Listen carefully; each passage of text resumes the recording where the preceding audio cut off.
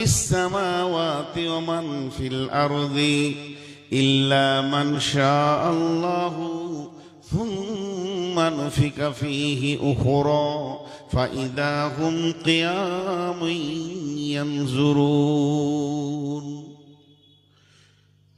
কি বললেন যে ইসরাফিল সুর ফুঁকবে, গোটা পৃথিবী ভেঙে ধ্বংস হয়ে চুরমার হয়ে, এত কথা বলা বাদ দিয়ে সহজ করে বলে দিই, খোহেলান বলে আপনাদের দেশে যেমন খামার বাড়িকে রেডি করে, ঘাস টাস চেঁচে ছিলে উঁচা নিচেকে লেভেল করে, পৃথিবীটা এক লেভেল হয়ে যাবে, আর থাকবে না কিছু, চন্দ্র সূর্য তারকা নক্ষত্র আলো পারৌস কিছুই থাকবে না, মাটি চাপা পড়ে যাবে, জিন ইনসান সব এই শূন্য অবস্থায় থাকবে 40 বছর।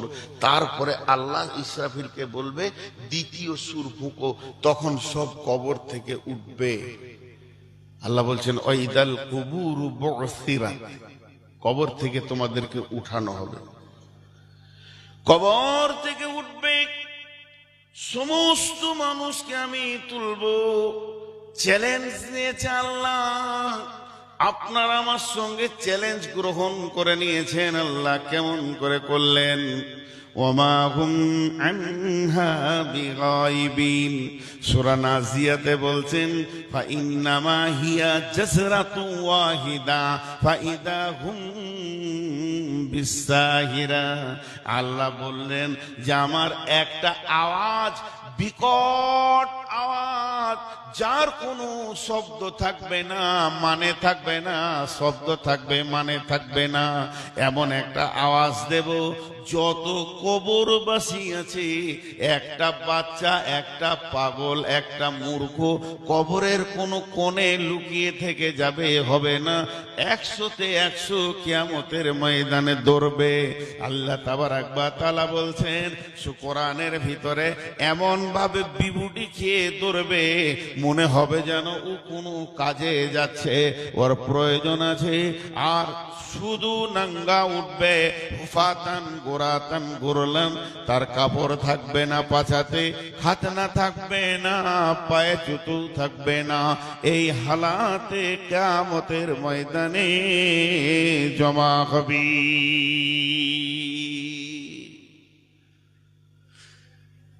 কিয়ামতটা এখন জমার খাতায় রেখে দেন, কবরটা কি করে অতিক্রম করব? কবর একটা, কবরের জামানাটার নাম হচ্ছে আলামে বারজাখ। আমাকে গত কদিন আগে একজন জিজ্ঞেস করছিল যে তো কবর তো খালি মুসলিমদের হয়, ইহুদিদেরও হয়, খ্রিস্টানদেরও হয়, ওরা সমাধি বলে, কিন্তু আরো কিছু জাতি আছে যারা পুঁতে টুতে দেয়, কিন্তু হিন্দুরা তো পুড়িয়ে দেয়, তাহলে ওদের কি হবে? ওই জন্য আল্লাহ রসুল ওই মরার পরের জগৎটা নাম দিয়েছে আলামে বারজাখ। আলামে বারজাখ, আলামে বারজাখ মানে মৃত্যুর পরে জগৎ।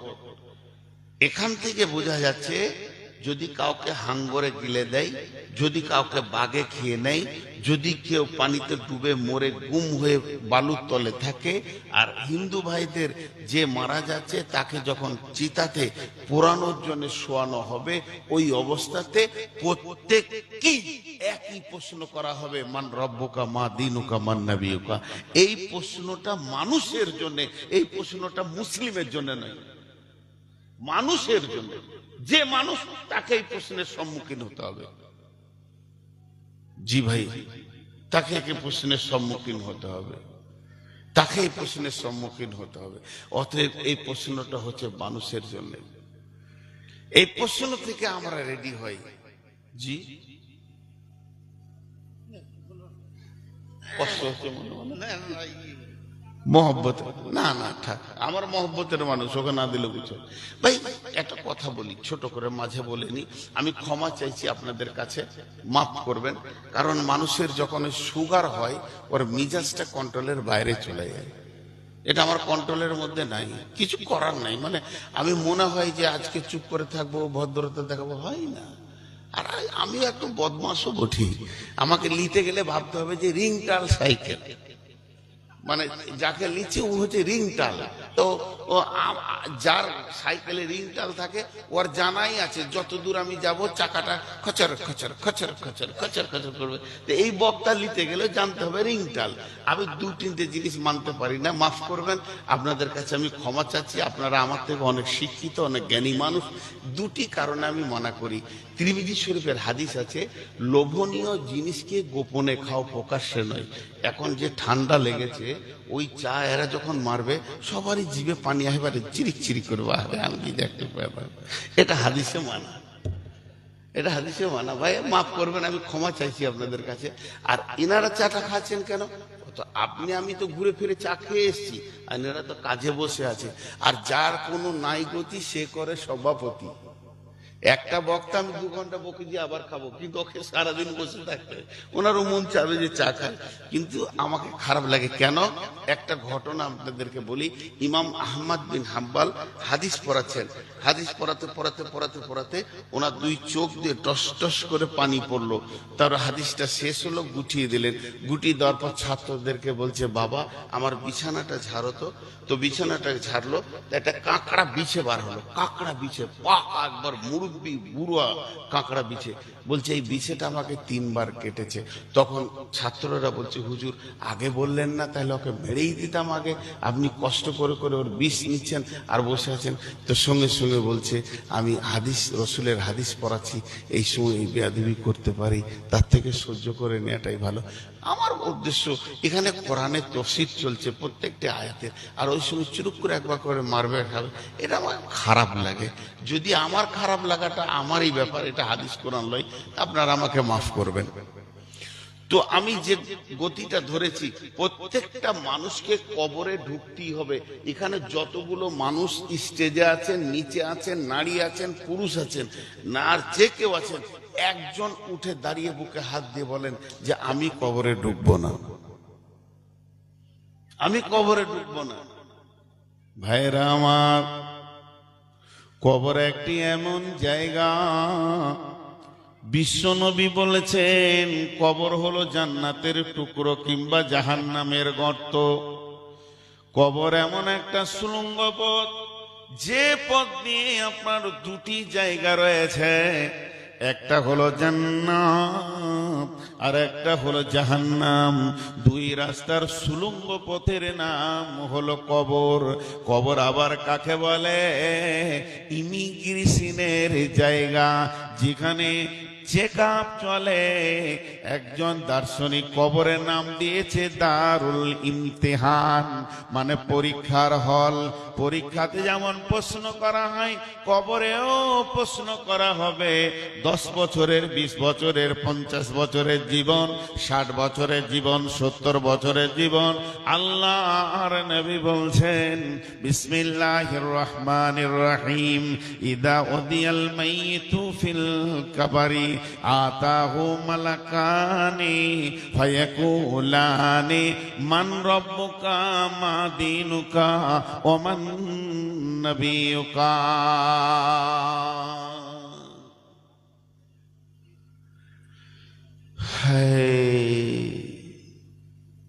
একজনের কম্বল হারিয়ে গেছে, গুজরাট গেছিল কাজ করতে, তো ভালো একটা লাল কম্বল নিয়ে এসছে বিদেশি। ওইটাই তালপাতার ঘর, পাকা ঘর লয়, কে শুরু করে টেনে বের করে নিয়েছে। যা দরজায় তালা মারা আছে, পাতা মাথা হটি টেনে বের করে নিয়েছে। ছেলেটা গোরস্থানে বসে আছে, গোরস্থানে বসে আছে, ধ্যান নেন। ওর চাচা গাজলের হাট গেছে, তো দেখছে ভাতিজা কবরস্থানে বসে রয়েছে। হাটে থেকে বিকালে ঘুরছে, তখনও ভাতিজা কবরস্থানে বসে রয়েছে। ভাতিজাকে ডেকে বলছে, খায়রুল রে, এই খায়রুল, গোরস্থানে কেন বাবা? তো দাদা দাদিকে মনে পড়েছে, ওই লেগে গোরস্থানে বসে আছিস? না চাচা, এই কম্বলটা হারিয়ে গেছে। একটা কম্বল এনেছিলাম গুজরাট থেকে, লাল কম্বল, শীতে গায়ে দিব, ওটাকে চুরি করে নিয়ে চলে গেছে। তখন ওর চাচা বলছে, পাগলা, হুঁশ নাই, মরা লোকে নিয়েছে তোর কম্বলটা। তুই যে গোরস্থানে কম্বল খুঁজতে এসছিস, মরা লোকে নিয়েছে, ওখানে পাবি না? চাচা কেউ নিয়েছে, কম্বল খুঁজছি ওই জন্য গোরস্থানে এসছি। বলছে চায়ের দোকান যা, ওই যে মোড়ে যা, ওখানে বলগা আমার কম্বল কে লিয়েছে জি। মসজিদে যে ইমাম সাহেবকে বলগা একটু হুঁশিয়ার করে দেবে, যা নামাজের জমাতে বলে দেবে কে কম্বলটা গরিব মানুষের ছেলে নিচু দিয়ে দাও না। 5 জায়গা যা, গোরস্থানে কোথায় কম্বল পাবি? বলছে না চাচা কোথাও যাবো না, ঠিক জায়গায় আছে। ও কম্বললে যেখানেই যাবে যাকে এখানে আসতেই হবে। আমি ঠিক গেটে আছি, আমি ইমামকে বলবো না, আমি আল্লাহকে বলছি আল্লাহ কম্বলটা তুমি আগে লিও, তারপর শয়তানকে ছেড়ো। আমি ঠিক জায়গায় দরখাস্ত দিছি। ওর পেছনে দৌড়ে কেন আমি ক্লান্ত হব? কবর এমন একটা জায়গা, ইমিগ্রেশনের জায়গা, ওখানে চেক আপ হয়। এই যে বাংলাদেশ ভারত, বাংলাদেশ কয়েকবার জোয়াশা করলাম, গেটে যখন যাবেন তখন আপনার পকেটে হাত দিবে, ব্যাগে হাত দিবে, চেক হবে। ওই দেশের পুলিশ করবে, এই দেশের পুলিশ করবে।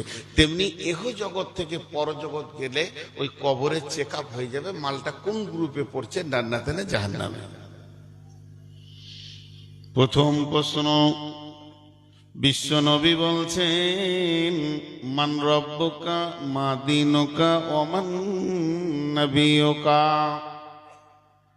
যদি নেককার হয় লোকটি, যদি ইমানদার হয় তো বলবে রব্বি আল্লাহ, দীনুল ইসলাম, নবী মুহাম্মদুর রাসূলুল্লাহ সাল্লাল্লাহু আলাইহি ওয়াসাল্লাম। আল্লাহ আসমান থেকে বলবে কাদ সাদ্দাকতা আবদি, আমার গোলাম সত্য বলেছে।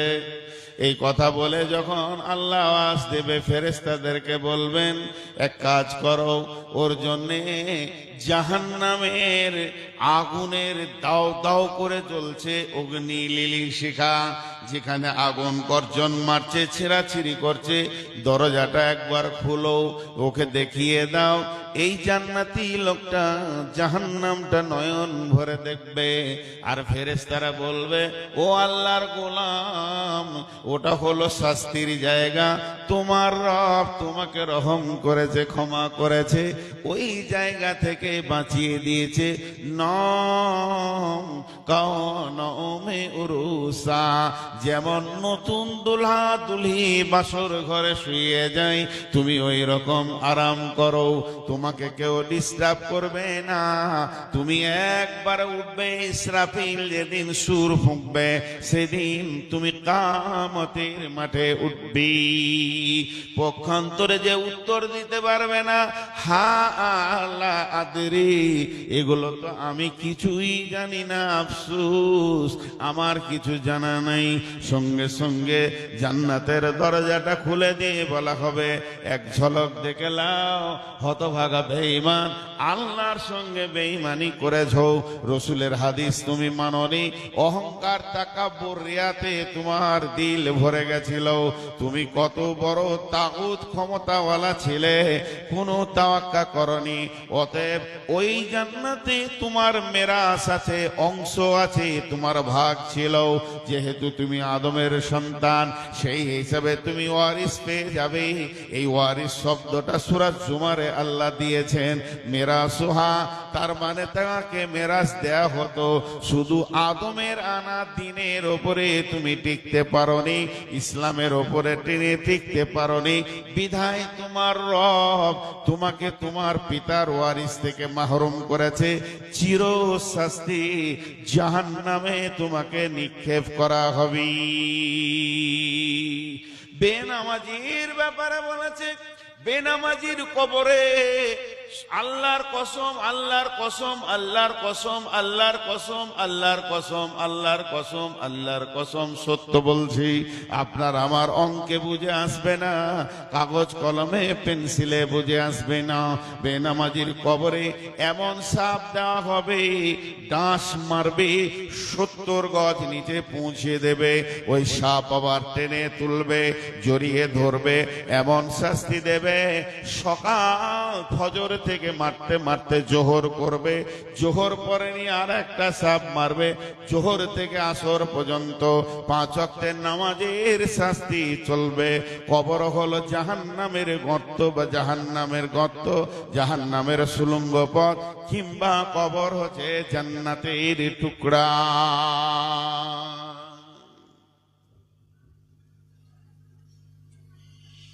কবর এমন একটা জায়গা, মানব যদি হগমদের জ্ঞানী বিচক্ষণ, মুরজিয়া আল্লাহর প্রেমে কাটাও জীবন। ভূমিতে আসিয়া তুমি ভবের মেলাই, হেলাই কাটিও না মাতিয়া খেলাই। এ মেলাই বহু লোক আসিয়া ভূমিতে, সব চলে গেল কোথা দেখিতে দেখিতে। সংবাদ তাদের কিছু পাওয়া নাহি যায়, হায় আজ আছে তারা কি হালে কোথায়।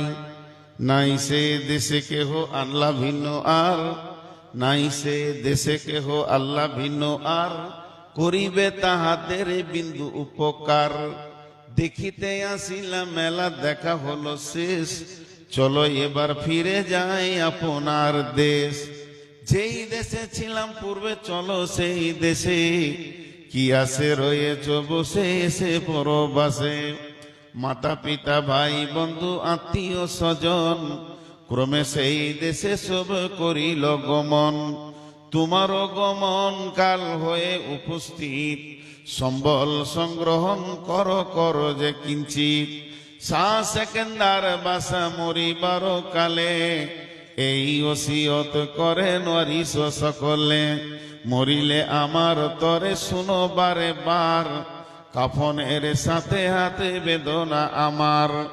সকলিতে মিলে জুলে খাটিলিতে করে, 2 হাতে ঝুলাইয়া লইয়া যাইও মোরে। এই হাল দেখে মোর যত মখলুকাত, আফসোস করিবে আর কহিবে বাত। 7 মুলুকের সেকেন্দার ছিল, সকলে থাকিল আজ খালি হাতে গেল। কবর এমন একটা জায়গা, 4 আনা আপনাকে পাথেও নিয়ে যেতে দিবে না কবর। বিশ্বনবী বলেন, মান ইসতাতা ইলাইহি সাবিলা। আল্লাহ বলেছেন ওয়াতিমুল হাজ্জা ওয়াল উমরাতা, আবার বলেছেন মান ইসতাতা ইলাইহি সাবিলা। মানুষ, তোমাকে আল্লাহ দাওয়াত দিয়েছেন তার ঘরে, কাবাতে যাও, সেখানে তুমি ফিরে এসো। যদি তোমার রাস্তা খরচ হয়ে যায়, আল্লাহর ঘরে তুমি পৌঁছে যাও, হজ কিংবা উমরাকে তুমি পুরা করো। আল্লাহ তাবারক ওয়া তাআলা বলছেন, তাহলে আমাদের যাওয়ার জায়গা হলো ওই কাবা, আমার রবের ঘরে। রব দাওয়াত দিয়ে রেখেছেন, দাওয়াতের কার্ড কোরআনের ভিতরে পাঠিয়ে দিয়েছেন। তাহলে তুমি ওখানে যাও। টাকা হলে মুসলমান বিল্ডিং বালাখানায় মেতে যাই, টাকা হলে মুসলমান দার্জিলিং যায়, পুনে যায়, কাশ্মীর যায়, আর কোথাও যায়, আর কোথাও যায় ঘুরতে। জি না, টাকা হয়েছে উমরা করো কিংবা তুমি হজ করো। টাকা নাই, আমি গরিব, টাকা নাই, আমি গরিব, আমি কোথায় যাব? তোমার সময় থাকছে, তুমি যদি বাড়িতে কাজে ব্যস্ত আছে কাজ করে নাও। তোমার যদি ব্যস্ততায় সময় কাটে, ব্যস্ততার কাজগুলো করো। খানিকটা যদি তুমি আরাম পাও, তাহলে মসজিদে গিয়ে সময় কাটাও। আর যদি মনে করো একটু আমি যাব ঘুরতে ফিরতে, তাহলে মাঠে যেও না, ঘাটে যেও না, জঙ্গলে যেও না। মুসলমান, তুমি কবর জিয়ারতে চলে যাও। কবরের পাশে দাঁড়িয়ে থাকো, গোরস্থানের দিকে তাকিয়ে দেখো, কল্পনার জগতে তুমি চলে যাও, কত বড় বড় মাস্তান সেখানে ঢুকে আছে, তোমাকে তাবর তাবর নেতা, কত হাজি গাজী মাওলানা মুফতি নীরব নগরে শুয়ে রয়েছে। জবরে তুমি তোমার বাপের কবরের পাশে দাঁড়াও, মায়ের কবরের পাশে যাও, যদি কোনো জীবিত ব্যক্তি কবরে যায় তাহলে কবরবাসীর লাভ বেশি হবে, জি না, কবরবাসীর লাভ নাই। আমি নূর মোহাম্মদ মালদার মাটিতে আমার আব্বা মায়ের জন্য দোয়া করব। এখান থেকে দোয়া করলে যে কাজটা হবে, আমি যদি বাপ মায়ের কবরের পাশে গিয়ে দাঁড়িয়ে দোয়া করি একই কাজ হবে। কবরে গেলে যে বেশি আমার বাপের নেকি হবে, মায়ের নেকি হবে তা নয়। তবে জীবিত লোক যখন কবরে যাবে, কবরের পাশে দাঁড়াবে, বারবার কবরকে দেখলে তার দুনিয়ার প্রতি বেরকবাতি আসবে, দুনিয়ার প্রতি ঘৃণা আসবে, আখেরাতকে সুন্দর করে সাজাতে মন চাইবে। তার কারণ এই পৃথিবীর পাগল যারা ছিল তারাই আজকে নীরব নগরে চুপ করে শুয়ে আছি।